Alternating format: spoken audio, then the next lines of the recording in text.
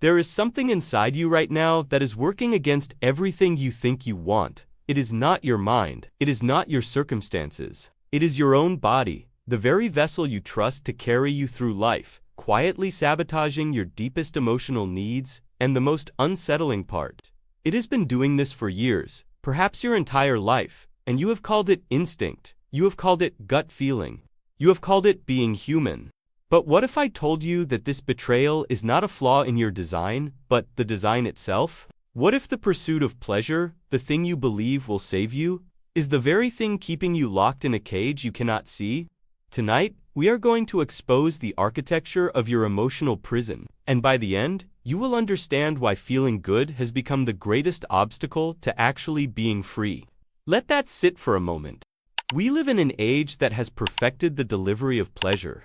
Every notification on your phone, every streaming service algorithm, every product marketed to you has been engineered with one purpose: to make you feel something immediately. And we have accepted this as progress. We have called it convenience. We have called it living our best life. But beneath the surface of this endless buffet of sensation, something is rotting. And that something is you, not your character, not your morality, but your capacity to feel anything real anymore. This is not a lecture about discipline. This is not about depriving yourself of joy in the name of some puritanical virtue. No, this is about understanding a philosophical truth that the ancient world knew intimately, and that the modern world has systematically buried under mountains of consumption. The truth is this: your body was never designed for the world you live in. And the emotions you experience, the cravings, the restlessness, the inexplicable sadness that comes even when everything seems fine, these are not signs that something is wrong with you. They are signs that you are human, trapped in a system that treats you as something else entirely. The philosophers called it hedonism, from the Greek word hedon, meaning pleasure. But the hedonism they discussed bears almost no resemblance to what we practice today. When Epicurus spoke of pleasure as the highest good, he was not talking about excess. He was not talking about indulgence. He was describing something far more radical: the absence of pain, both physical and mental. He called this state ataraxia, a profound tranquility of the soul, and he believed that most human suffering came not from lacking pleasure, but from chasing the wrong kinds of it. Think about that for a moment. 23 centuries ago, a philosopher in a garden outside Athens understood something that billion-dollar industries today are designed to make you forget. The problem is not that you want to feel good. The problem is that you have been taught to want the wrong things. Your body, this miraculous and ancient machine, evolved over millions of years in environments of scarcity. It developed reward systems designed to keep you alive when food was uncertain, when danger was everywhere, when survival depended on seizing pleasure whenever it appeared because it might not appear again. Dopamine, the neurotransmitter everyone talks about now, was not meant to make you happy. It was meant to make you pursue, to make you hungry, to make you never quite satisfied, because satisfaction in the ancestral environment could mean death. And here is where the betrayal begins. You are walking around with a brain that was calibrated for a world that no longer exists.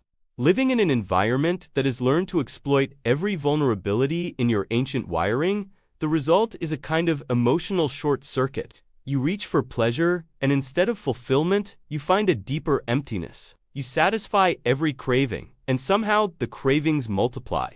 You optimize your life for comfort, and comfort becomes a prison with invisible bars. This is not metaphor. This is neuroscience meeting philosophy in a collision that should wake you up. The Stoics understood this too, in their own way. Marcus Aurelius, emperor of Rome, wrote in his private journals about the seductions of pleasure and how they could unman the soul. He was not speaking from deprivation. He was speaking from excess. He had access to every pleasure the ancient world could offer, and he recognized that this access was not a gift, but a test. The question was never whether you could obtain pleasure. The question was whether pleasure could obtain you. And if you have been resonating with this so far, if something in these words is stirring recognition in you, maybe it is time to join the space where we go deeper every week. You know where the button is. Let us go further. There is a phenomenon that psychologists call hedonic adaptation. It sounds clinical, but what it describes is profoundly human. When you experience something pleasurable, your baseline adjusts. What once brought you joy becomes normal. What was once extraordinary becomes expected. And so you need more. Always more. Not because you are greedy or weak, but because your nervous system was built for a world where more was rare. Now more is everywhere, and your system does not know how to stop seeking. This is the treadmill that no one told you about when they sold you on the pursuit of happiness. You can run forever and never arrive, not because the destination does not exist, but because the running itself has become the destination. You have been trained to mistake movement for progress, acquisition for growth, sensation for meaning, and your body, your loyal trader, keeps sending signals that feel like truth. I need this, I want this will make me whole. But these signals are echoes from a world that vanished 10,000 years ago. They are survival mechanisms firing in an environment where survival is mostly guaranteed. They are alarms going off in an empty room. The ancient hedonists, the real ones, understood something crucial. Pleasure is not the enemy, but neither is it the goal. Epicurus divided pleasures into categories that we would do well to remember. There are natural and necessary pleasures, food when hungry, water when thirsty, shelter when cold. These bring genuine satisfaction because they address genuine needs. Then there are natural but unnecessary pleasures, rich food, fine wine, luxurious surroundings. These can be enjoyed, but attachment to them breeds suffering. And finally, there are unnatural and unnecessary pleasures, the pursuit of status, the accumulation of wealth beyond need, the endless hunger for more that characterizes modern life. These, Epicurus said, are the source of most human misery. Look at your own life through this lens. How much of what you pursue falls into that third category? How much of your emotional energy goes toward things that will never satisfy you? Not because you are flawed, but because they were never designed to satisfy anyone? The problem is not your wanting. The problem is what you have been taught to want. And this is where the betrayal becomes personal. Your body does not know the difference between a notification and a connection. It does not know the difference between consumption and nourishment. It releases the same chemicals whether you are embracing someone you love or scrolling through images of strangers, and so you become confused. Your emotional guidance system, the very thing that should lead you toward what matters, becomes corrupted by inputs it was never meant to process. You feel lonely in crowded rooms, you feel hungry after eating, you feel restless in comfort. These are not bugs in your programming. They are features being exploited by a world that profits from your dissatisfaction. Nietzsche saw this coming over a century ago. He warned about what he called the last man, the human being who has abandoned all higher aspirations in favor of comfort and security.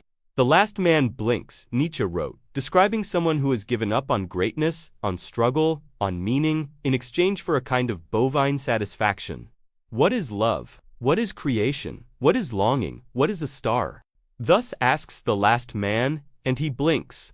We have become a civilization of blinkers, not because we are stupid or lazy, but because we have been systematically trained to believe that feeling good is the same as being good, that comfort is the same as peace, that pleasure is the same as joy. But your body knows the difference, even if your mind has forgotten. This is why you wake up at 3 in the morning with a nameless dread.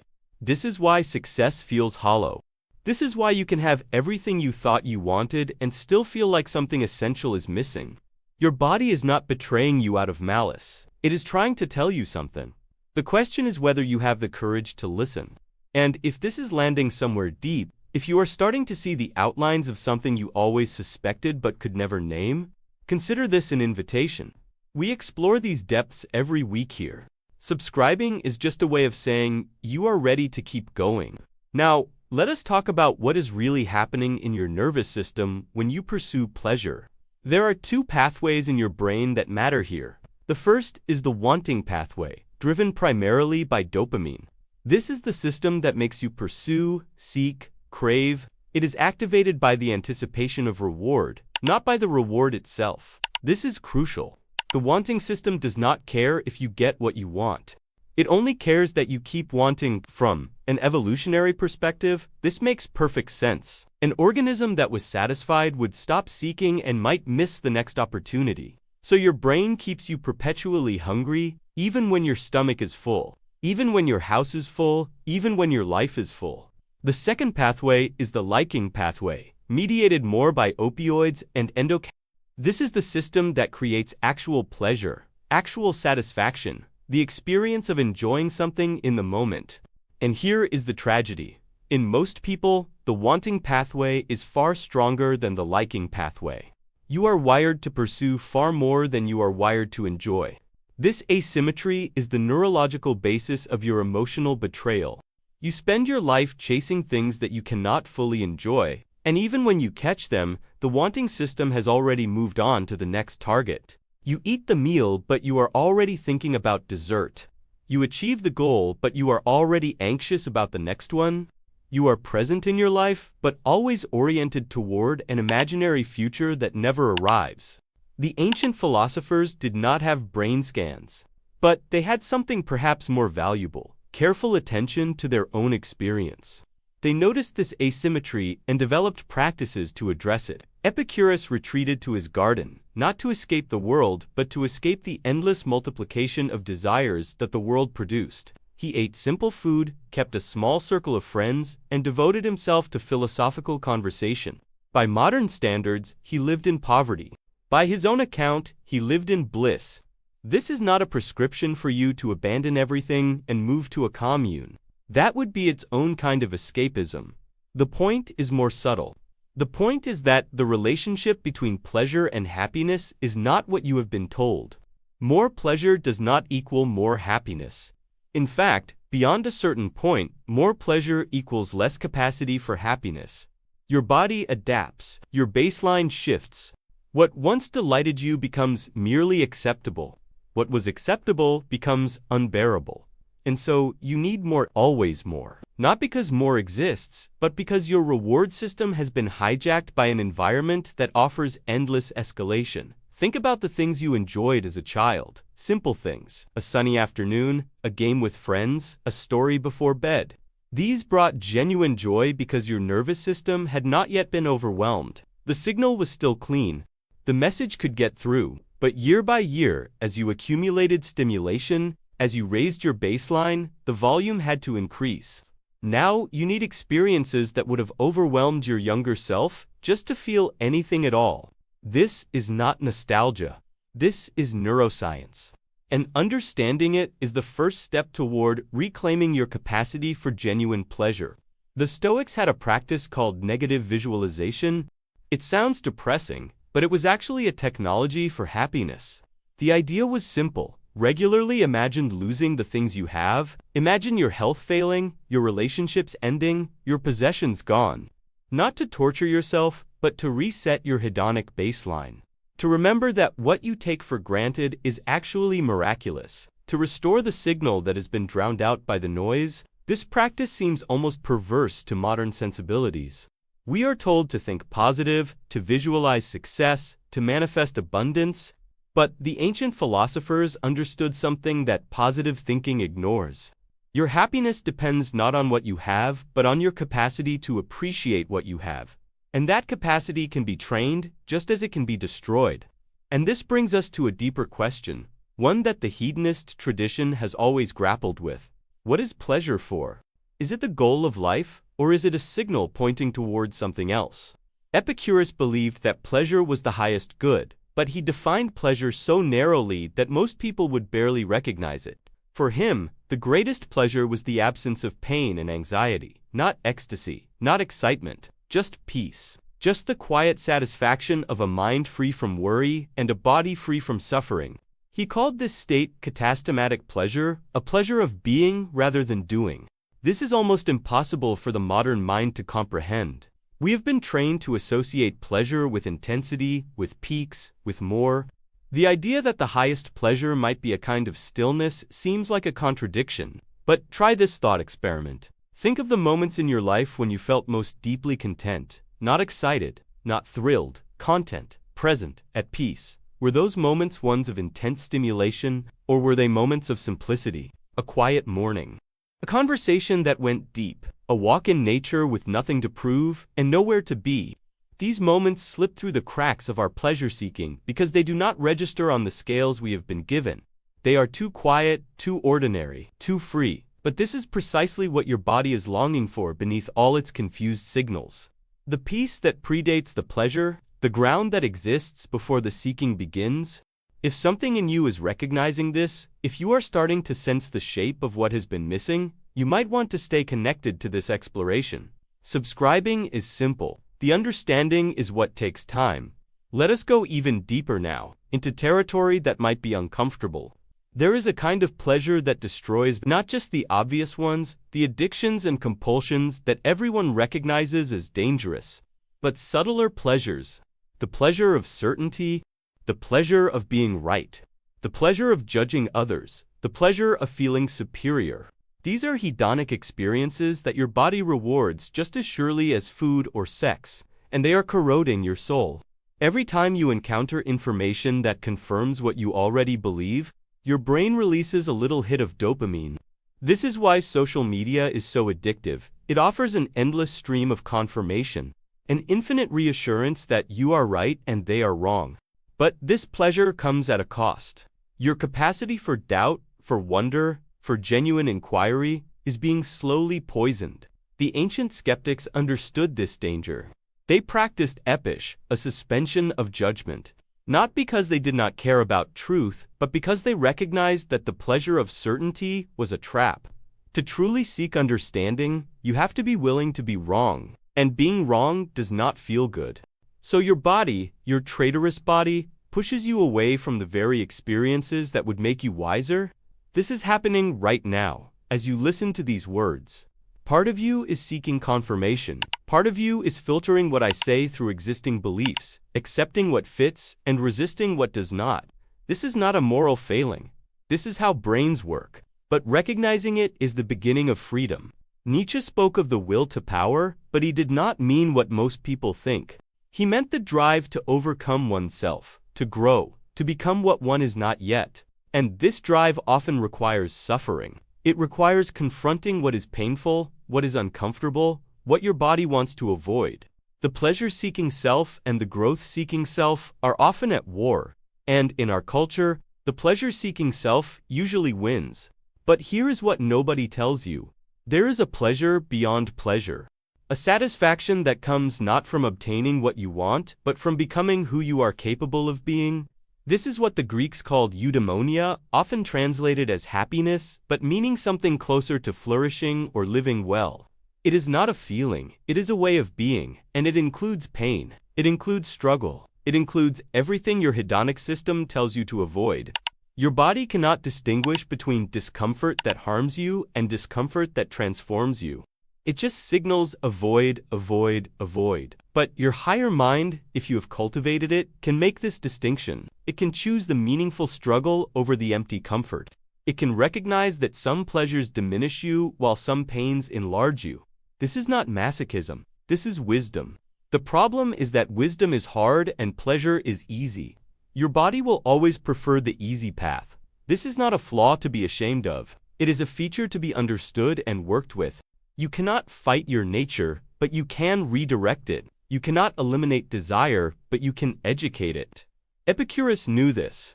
His garden was not a place of deprivation, but a place of careful cultivation.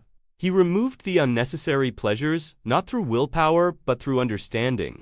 Once you truly see that something does not serve you, wanting, it becomes difficult. The craving loses its grip. You become free not by resisting, but by seeing clearly. And this is the key to healing the betrayal. Not to war against your body, but to inform it. To give it experiences that recalibrate its expectations. To show it, again and again, that the peace it seeks is not found in more but in enough. There is a practice that comes from the Buddhist tradition, though it has parallels in Western philosophy, called mindful pleasure. The idea is not to renounce pleasure, but to fully experience it. To eat slowly and taste every bite. To feel the sun on your face without reaching for your phone. To be with another person without already planning your next sentence. This sounds simple, but it is revolutionary. Because when you fully experience a pleasure, you often find that you need less of it. The liking pathway gets activated more fully. The wanting pathway quiets down. You discover that a single piece of chocolate, truly tasted, is more satisfying than a whole bar mindlessly consumed. You discover that 5 minutes of genuine presence is worth more than hours of distracted togetherness. Your body is not the enemy. It is a confused ally. It is trying to help you, using strategies that were adaptive for a world that no longer exists. Your job is not to defeat it, but to update it, to show it, through direct experience, that the old rules no longer apply. This is a lifelong project. There is no final victory, but there is something better than victory. There is understanding. And with understanding comes a different kind of pleasure. The pleasure of being awake in your own life. The pleasure of no longer being at war with yourself. The pleasure of finally, after all these years, coming home. If you have made it this far, you are not like most people. Most people clicked away long ago, back to the endless scroll, back to the quick hits that lead nowhere. You stayed. That means something. And if you want to continue this journey, to go deeper every week into the questions that actually matter, you know what to do. Now, let us turn to something that might seem counterintuitive. Let us talk about the role of pain in a meaningful life. The hedonic tradition is often caricatured as simple pleasure-seeking.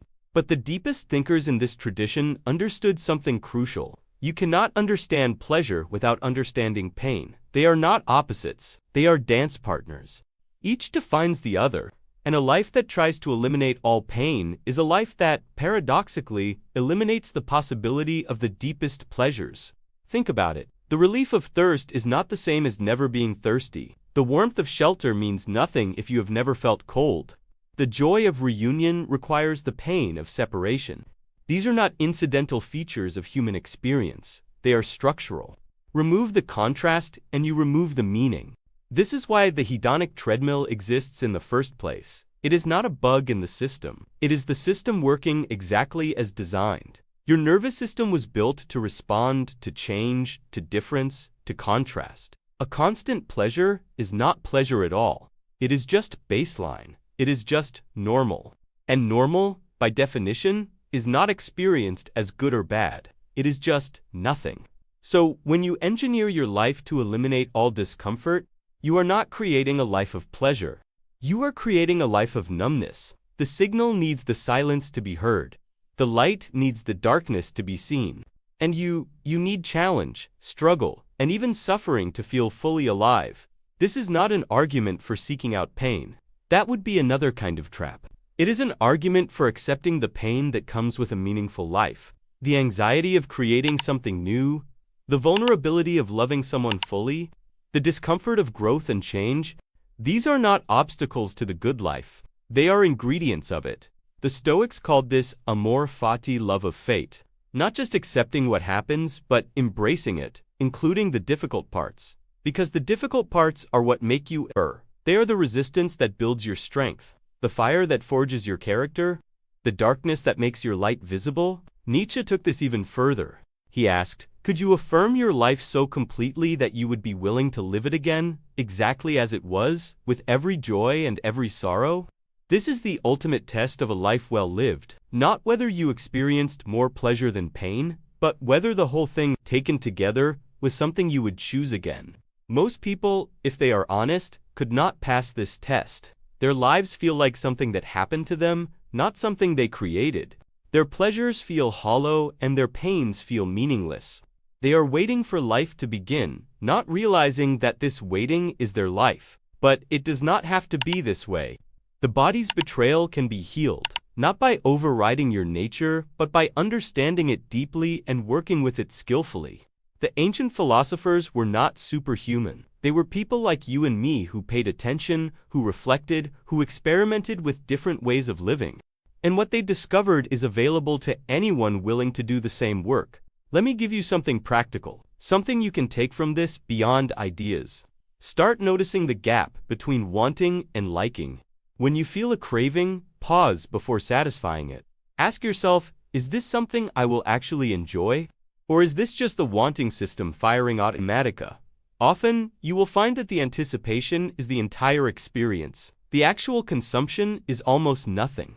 This noticing, this tiny gap of awareness, is where freedom lives. Next, begin experimenting with reduction rather than addition. We are trained to solve problems by adding things unhappy, by something bored, find entertainment, lonely, scroll through social media, but often the answer is subtraction. Remove the distraction that keeps you from feeling what you need to feel. Remove the noise that drowns out the signal. Create space for the quiet pleasures that actually nourish. This is not about minimalism as an aesthetic. It is about minimalism as a technology for recalibrating your nervous system. Every unnecessary pleasure you remove is an opportunity for your baseline to reset. Every space you create is an invitation for something real to enter. And if you want to continue exploring these technologies, these philosophical practices that can actually change your life, then staying connected here makes sense. This is what we do. This is why this channel exists. Third, practice gratitude not as positive thinking, but as negative visualization. Regularly contemplate losing what you have. Not to worry about it, but to see it clearly. To recognize that your health, your relationships, your capacities are not guaranteed. They are gifts that could be taken at any moment.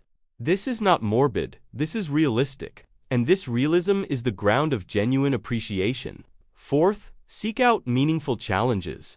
Not arbitrary difficulty, but challenges that matter to you. Something you want to create. A skill you want to develop, a contribution you want to make. Your body needs resistance to thrive, just as your muscles need resistance to grow. Without challenge, you atrophy. Not just physically, but spiritually.